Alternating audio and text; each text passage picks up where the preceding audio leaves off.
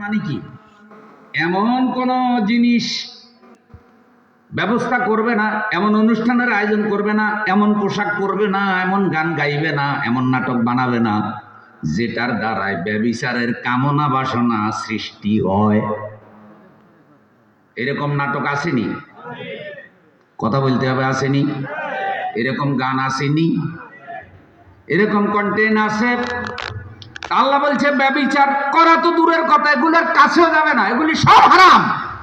এখন হারাম যে কোথায় পাওয়া গেল? সূরা আরাফ 33 নম্বর আয়াত। আল্লাহ রাব্বুল আলামিন বলেন, কুল ইন্নামা হাররামা রাব্বিয়াল ফাওয়াহিশা মা যাহারা মিনহা ওয়া মা বাতান ওয়াল ইসমা ওয়াল বাগিয়া বিগাইরিল হক। নবী আপনি বলে দেন, প্রকাশ্য অপ্রকাশ্য সকল অশ্লীলতা আমি আল্লাহ হারাম করে দিয়েছি। লক্ষণপুরের মুসলমান ভাইয়েরা, আল্লাহ যে অশ্লীলতা, বেহায়াপনা, বেপরদা এগুলি হারাম করছে, আমাদের দেশে এগুলি কি আসেনি? আমাদের দেশে তো 90% মতো মুসলমান, তা আমাদের দেশে এগুলি বন্ধ হয় না কেন? আমরাও কিছুটা দায়ী। দায়ী সমাজ ব্যবস্থা, দায়ী রাষ্ট্র ব্যবস্থা, দায়ী হলো ওই সব নেতারা যারা আমাদের দেশে রাষ্ট্রীয়ভাবে অশ্লীলতাকে প্রতিষ্ঠিত করেছে। শুনেন, বাউল এক শ্রেণী আছে। এই বাউল হইল কিন্তু আলাদা ধর্ম। এরা ইসলাম ধর্মের সাথে এদের কোনো সম্পর্ক। এরা বিভিন্ন গান বানায়, ইসলাম থেকে কিছু নেয়, অন্য ধর্ম থেকে কিছু নেয়। তাদের ধর্ম হইল মানব ধর্ম। কালকে দেখলাম এক মহিলা নেত্রী বক্তব্য দিতেছে যে আমরা কোনো ধর্মীয় অনুভূতিকে গুরুত্ব দিব না, আমরা ধর্ম মানব না, আমরা মানব ধর্মকে প্রাধান্য দিব। নাউজুবিল্লাহ। আপনাদের ধর্ম কি মানব ধর্ম না ইসলাম ধর্ম? সে এত ইখলাসের সাথে করেছে, আমার আল্লাহর পছন্দ হয়েছে, তার সব গুনাহ ক্ষমা করে আল্লাহ তার জান্নাত দিয়েছে। আল্লাহ যদি চায় ছোট্ট একটা আমলের উসিলায় আল্লাহ জান্নাত দিতে পারে কি পারে না? নারায়ে তাকবীর। তাইলে আমি যেটা বললাম, ইসলামে তো সব মানবাধিকারের কথা আছে। এই বাউলরা আল্লাহ সম্পর্কে অবমাননাকর কথা বলেছে, এমন কথা যেটা আমি বলতে পারবো না। একজন বাউল যারটা ভাইরাল হয়েছে, কিন্তু আরো কয়েকজন বাউলের ভয়ঙ্কর কথা সব অনলাইনে আছে। কিছু কিছু মুসলমানরা মামলা দিয়েছে, ওই বাউলকে গ্রেপ্তার করেছে। গ্রেপ্তার করার পর আবার কিছু নামদারি মুসলমান নেতা বাউলের পক্ষ নিয়েছে। তারা সব সময় ইসলাম বিরোধীদের পক্ষ নেয়। তাদের চরিত্র তো আবু বকরের সাথে মিলে না, তাদের চরিত্র মিলে যায় আবু জেহেলের সাথে। আবু জেহেল এখন জীবিত নাই, কিন্তু আবু জেহেলের অনুসারীরা আছে না নাই? আবু জেহেল এখন বেঁচে থাকলে যেই কাজটা করতো, এরা সেই কাজটাই করে। এক বাউল বলছে, সূরা নাসের ভিতরে এত নাসের কথা কেন? খুব বিশ্রী করে সে পড়ছে। আচ্ছা, নাস কুল আউযু বিরাব্বিন মালিকিন ইলাহিন মিন শারিল ওয়াসওয়াস। এইখানে যে নাসের কথা আছে, এই নাস কি নাচানাচির কথা না নাচ অর্থ মানুষ? সে দলিল দিচ্ছে যে যেহেতু এত নাচের কথা হয়েছে, তার মানে মানুষকে নাচতে বলছে আল্লাহ। আবার বলতেছে আলিফের মধ্যে নোক্তা নাই, বার মধ্যে নোক্তা আছে কেন? সে বলতেছে বার মধ্যে কোনো নোক্তা ছিল না, বা আলিফের নোক্তা চুরি করে নিছে। কি কারণে নিল এখন এইটা হেকমত বাইর করব, মানে খাড়া মিথ্যা ঘটনা বানাই ফেলে। প্রিয় ভাইয়েরা আমার, মিশ্রিত ধর্ম, তারা হিন্দু ধর্ম, মানব ধর্ম, ইসলাম ধর্ম সব মিলে তারা আলাদা একটা মতবাদ বানিয়ে, যেটার সাথে ইসলামের সম্পর্ক নাই। দেখবেন তারা এক ফকনে শরীয়ত, আরেক ফকনে মারেফত। এখন পালাগান, পালাগানের মধ্যে একজন শরীয়তের পক্ষে যুক্তি দেয়, আরেকজন মারেফাতের পক্ষে যুক্তি দেয়। যত যুক্তি না করা সব মিথ্যা। এখন জিতার জন্য যত আজগুবি যুক্তি আছে দাওয়াতি কাজ করতে পারিনি। রাজনৈতিক অঙ্গনে আলেম ওলামাদের লম্বা সময় অনুপস্থিত। বর্তমান সময়ে আলেমরা রাজনৈতিক বিষয়ে, দেশের বিষয়ে, কোরআন হাদিস অনুযায়ী দেশ পরিচালনার বিষয়ে যতটা সচেতন, 50 বছর আগেও এই দেশে অতটা সচেতন ছিল না। আলেমরা রাজনৈতিক সচেতন ছিল। আলেমদেরকে ব্যবহার করে, ইসলামপন্থীদেরকে ব্যবহার করে বহু নামদারি মুনাফিকি চরিত্রের লোকেরা ক্ষমতায় গিয়েছে, দেশ শাসন করেছে, আলেমরা যায় নাই। এমনকি আলেমদের বড় বড় অবদান আজ পর্যন্ত তারা স্বীকৃতি দিতে রাজি হয় না। জুলাই বিপ্লবে আলেমদের অবদান আছে না নাই? অন্যদের তুলনায় কম না বেশি? আলিয়া মাদ্রাসা ছাত্র, কমি মাদ্রাসা ছাত্র, বিভিন্ন মসজিদের খতিব মুয়াজ্জিনদের অবদান আছে কিনা? কিন্তু জুলাই সনদ যেটা বানিয়েছে সেখানে আলেম, মাদ্রাসা ছাত্র এদের অবদান রেকর্ড করা হয়নি।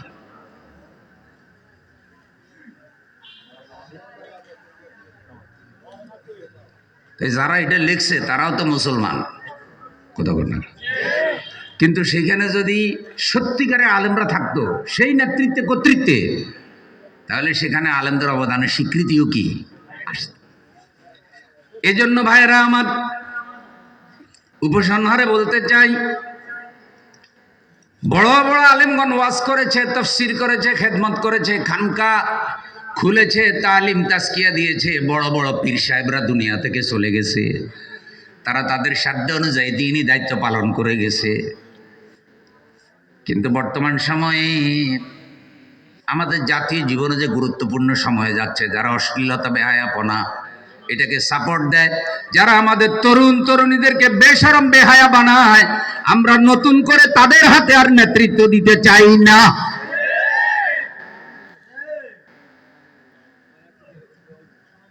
আলহামদুলিল্লাহ এখন আস্তে আস্তে সব হুজুর এক হয়েছে। এতদিন আপনারা কইছেন হুজুররা এক হয় না কেন? এখন তো হুজুররা সব কি? তাহলে এখন আপনাদের ঐক্যবদ্ধ হয়ে একটা জোয়ার উঠানোর দরকার আছে না নাই? এটা আবার কইেন না হুজুর কার কাছে কি কর। আমি এক মাহফিলে গেছি, 5 জন চেয়ারম্যান প্রার্থী আসছে, কেউ 10,000, কেউ 5,000 এভাবে করে টাকা দিছে। সবাই কয় হুজুর দোয়া করিয়েন ভোটে যেন আমি জিততে পারি। সভাপতি আমার একটা হুজুর দোয়া কিন্তু সাবধানে করিয়েন, কারণ 500 চেয়ারম্যানই খুব প্রভাবশালী, 500টাই সন্ত্রাস। উল্টাপাল্টা দোয়া করলে মাহফিল নিয়ে কিলি কিলি লিখবো, কারণ নামে দোয়া করিয়েন না। মানে দোয়াও ঝামেলার মধ্যে পড়ে গেছে।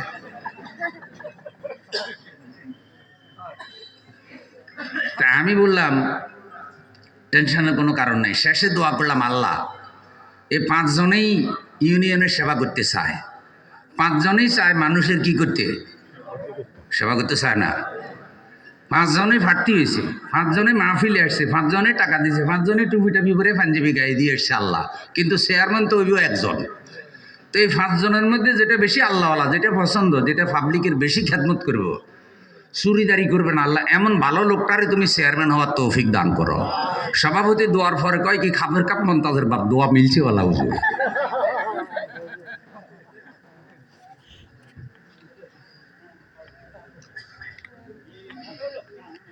আমরা কোরআন হাদিসের আলোকে জাতিকে এতটুকু বলার অধিকার আমাদের আছে না নাই? আমানতের খেয়ানত করবেন না, আমানতের খেয়ানত। লা ঈমানা লিমান লা আমানাতা লাহু, যে লোকটা আমানত রক্ষা করে না তার ঈমান নাই। তার কি নাই? নামাজ আগে না ঈমান আগে? রোজা আগে না ঈমান আগে? আমল আগে না ঈমান আগে? তো যে আমানতের খেয়ানত করে তার ঈমানে কি? আমানত হলো 2 প্রকার, হকুল্লাহ সংক্রান্ত আমানত, হকুল ইবাদ সংক্রান্ত আমানত। হকুল ইবাদ হলো কি, যোগ্য মানুষ, উপযুক্ত মানুষকে আপনি নেতৃত্বে বসাবেন, এটা হলো বান্দার হক। আল্লাহ আপনার সুযোগ দিয়েছেন, এখন আপনি কি করলেন? আপনি টিপসই দিলেন, টিপসই দিয়ে আপনি একটা সিল হাতে নিলেন, হাতে নেওয়ার পর বুথের ভিতরে চলে গেলেন, যাওয়ার পরে কি মারলেন? কতক্ষণ না, যদিও গত 3 বার পারি নাই, আমি একবার যাওয়ার পর কই হুজুর দোয়া ভরতে ভরতে ঘরে চলে যান। আমি কইলাম কি লেগা? কয় রাত তো 3টে বাজে, জিনে আপনার ভোট দিয়ে দিছে।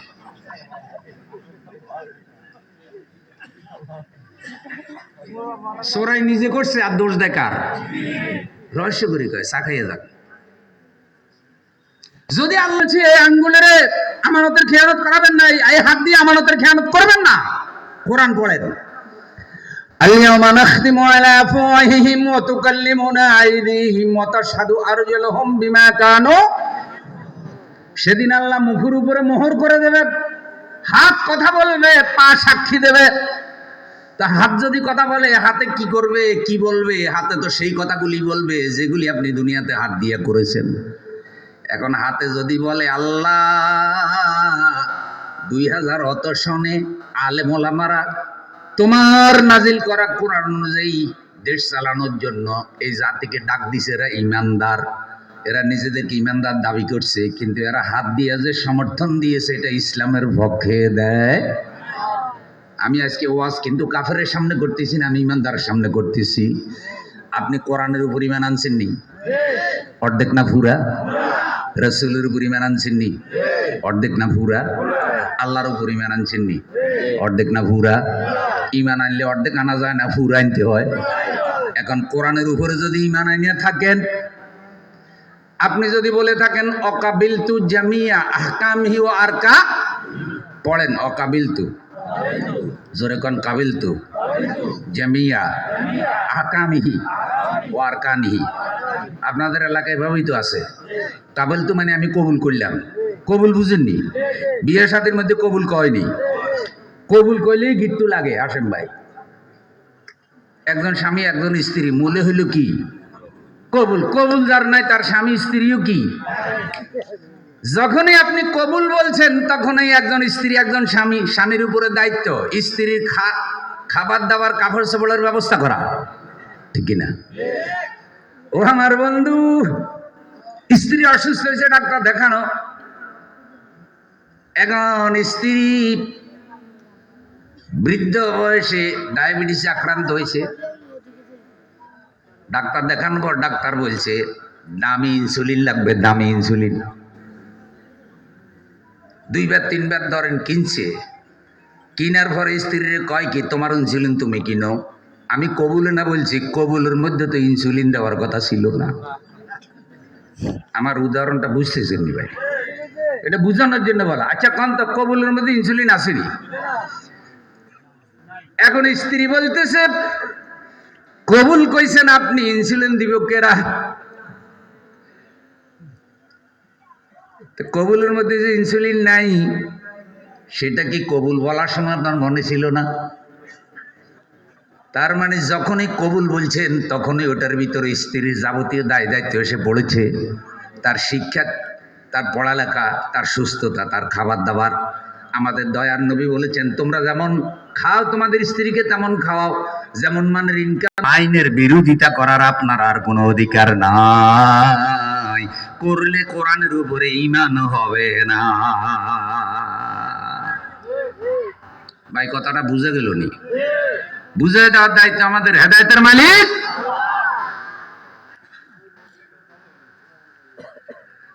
তাইলে আমি যেটা বললাম, আউল বাউল বিভিন্ন যুক্তি দিয়ে তারা যাদের পক্ষ নেয়, আমরা তো বাউলদের বিরোধিতা এ কারণে করি নাই যে বাউলরা কেন গান গায়। বাংলাদেশে অনেকেই গান গায়, ইমানদাররা কিছু বলে না, তারা সাধারণ গান গায়, তাদের বাউল জারি গান যেগুলি আছে সেগুলো গাইতে থাকুক। কিন্তু তারা তো গান গায় নাই, তারা আল্লাহকে অপমান করছে, রাসূলকে অপমান করছে, ইসলামকে অপমান করছে, জান্নাত জাহান্নাম নিয়ে অপমান করছে। প্রতিনিয়ত তারা কোরআন হাদিসের উল্টা পাল্টা ব্যাখ্যা দিচ্ছে। তো তারা যদি আল্লাহকে অপমান করে, সে যদি বলে যে আল্লাহর আগা মাথা কিছু পায় না, খারাপ শব্দ বলছে যেটা আমি বলতেছি না, তাহলে এর বিচার কোরআন হাদিসে আছে না নাই? ইসলামী রাষ্ট্রের বিচার হলো কতল। যদি মুসলমান রাষ্ট্র করবে, যারা মানবাধিকারের কথা বলে, সম অধিকারের কথা বলে, ইসলাম বিরোধী কৃষ্টি কালচারকে সমর্থন করে, মুসলমান ঐক্যবদ্ধ হয়ে এবার তাদেরকে পরাজিত করতে হবে। নারায়ে তাকবীর।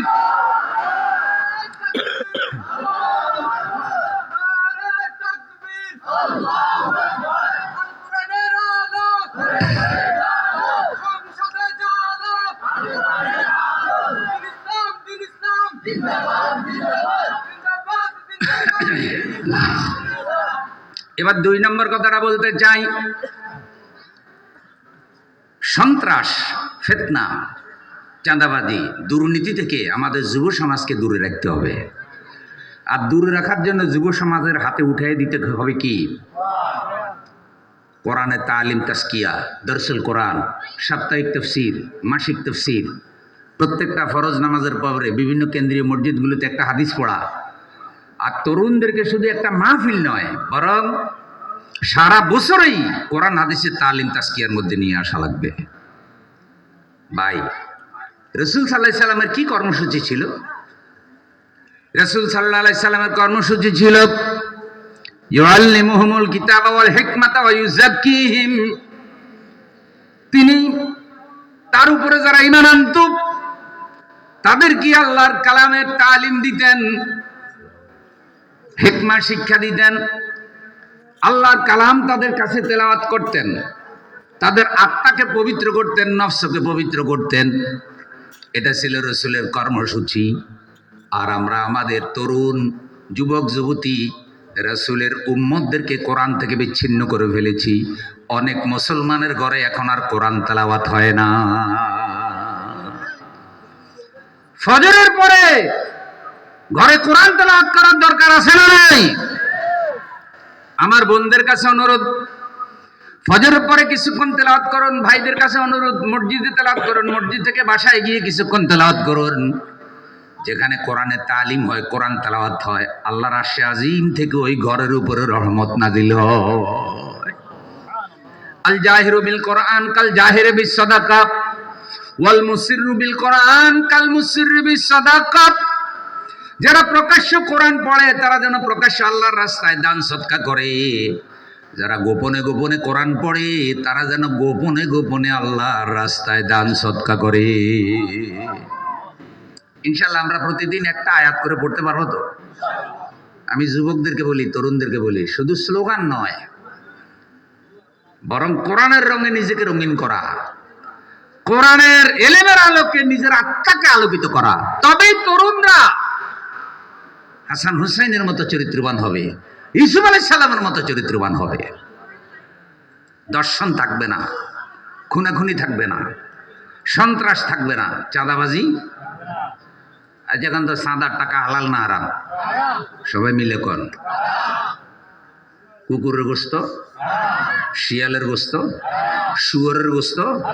তো শুয়োরের গোস্ত রেঁধে দিলে খায় না, চাঁদা খায়। অথচ দুইটাই কি? চাঁদার টাকা দিয়ে হজে চলে গেছে চাঁদাবাজ আজি। কি আজি? দুইটা জিনিস যদি বাংলাদেশ থেকে দূর হয়, আল্লাহ তাআলা এখানে বারাকা দিবেন। 1 নম্বর হলো দুর্নীতি, 2 নম্বর হলো চাঁদা। এই দুইটা যদি দূর করা যায় তাহলে বাংলাদেশে ইনশাআল্লাহ আর কোনো অভাব। জহরাল ফাসাদু ফিল বাররি ওয়াল বাহর বিমা কাসাবাত আইদিন নাস। জলে এবং স্থলে যা কিছু ঘটে সব মানুষের কর্মের ফল। তাল গাছের থেকে যেমন বেল পাওয়া যায় না, সন্ত্রাস, চাঁদাবাজ, চোর, চিটার, বাটপারদেরকে নেতা বানাইলে সেই সমাজে শান্তি আসে না।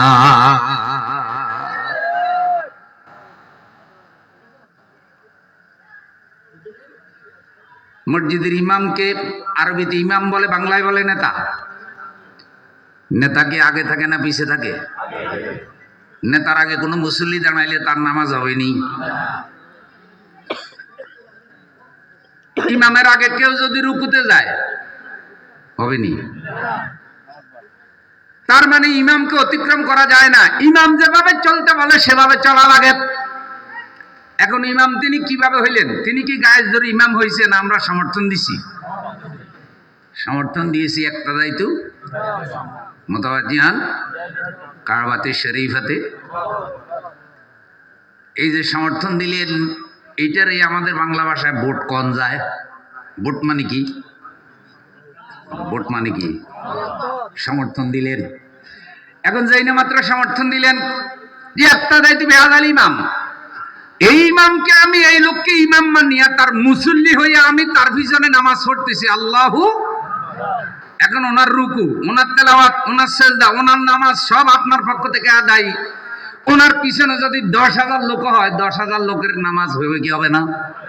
কিন্তু ওনার যদি ওযু চলে যায়, কোনো কারণে উনি এটা বললো না, লজ্জার কারণে হয়তো বললো না, তো 10,000 লোকের নামাজ নষ্ট হইব নি? এখন আপনি বলতে পারেন আমার তো ওযু ঠিক আছে, আমার নামাজ কেন নষ্ট হবে? শরীয়ত বলবে তুমি যারা ইমাম বানাইছো তার ওযু চলে গেলে তোমার ওজন থাকলেও কোনো লাভ। তো মসজিদের ইমামের যদি এত গুরুত্ব হয় যে মসজিদের ইমামের ওযু চলে গেলে নামাজ নষ্ট হলে মুসল্লির নামাজও নষ্ট হয়, কারণ মুসল্লি তাকে ইমাম নিয়োগ দিয়েছে। আমার বন্ধু, তাহলে সমাজের মধ্যে, রাষ্ট্রের মধ্যে কোরআন হাদিস বিরোধী লোকেরা ইমাম বানাইলে, নেতা বানাইলে, সেই রাষ্ট্রের জনগণেরও বিপদ মুসিবত আসার সম্ভাবনা আছে না? না। একদিন এক বাসে উঠতেছি, আমার বন্ধু কয় দোস্ত বাসে থেকে নামো। বললাম কেন? কয় ড্রাইভার মনে গাঁজা খায়। ভাই ড্রাইভার গাঁজা খায় তুই কেমন? কয় চা ও চোখের দিকে চা। কয় গাড়ি নিয়ে কোথায় পড়ে কোনো ঠিক? আসলে তো ঠিক আমার মাথায় আসলো। কয় দেখো সবসময় গাড়ি তুই লাগে ড্রাইভারের দিকে তাকাইবা, আর ভালো গাড়িতে ভালো ড্রাইভার থাকে। এসি গাড়ি যেগুলা, ডাবল টিকার যেগুলা, স্লিপিং যেগুলা, তাদের ড্রাইভার দেখবেন স্মার্ট ড্রাইভার, বসে আছে উচ্চশিক্ষিত। আর কিছু কিছু ড্রাইভার দেখলেই বোঝা যায় চোখ লাল লাল, গাড়ি নিয়ে কোন জায়গায় ঢুকে কোনো ঠিক।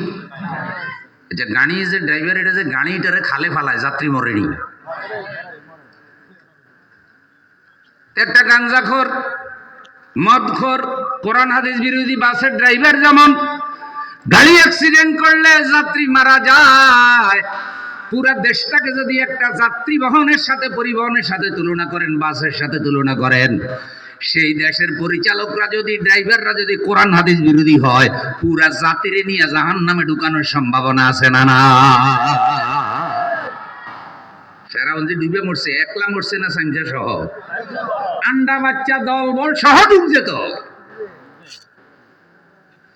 কারণ বিরাট বাহিনী তাকে সমর্থন করেছে, যারা তাকে সমর্থন করেছে সব ডুবছে। এখন সন্ত্রাসের ব্যাপারে আল্লাহর নীতিমালাটা শুনেন, একটু খেয়াল করে শুনেন। সূরা মায়েদা 33 নম্বর আয়াত। কোন সূরা? 33 নম্বর আয়াত। ইন্নামা জাযাউল্লাযীনা ইউহারিবুনাল্লাহা ওয়া রাসূলাহু ওয়া ইয়াসআউনা ফিল আরদি ফাসাদান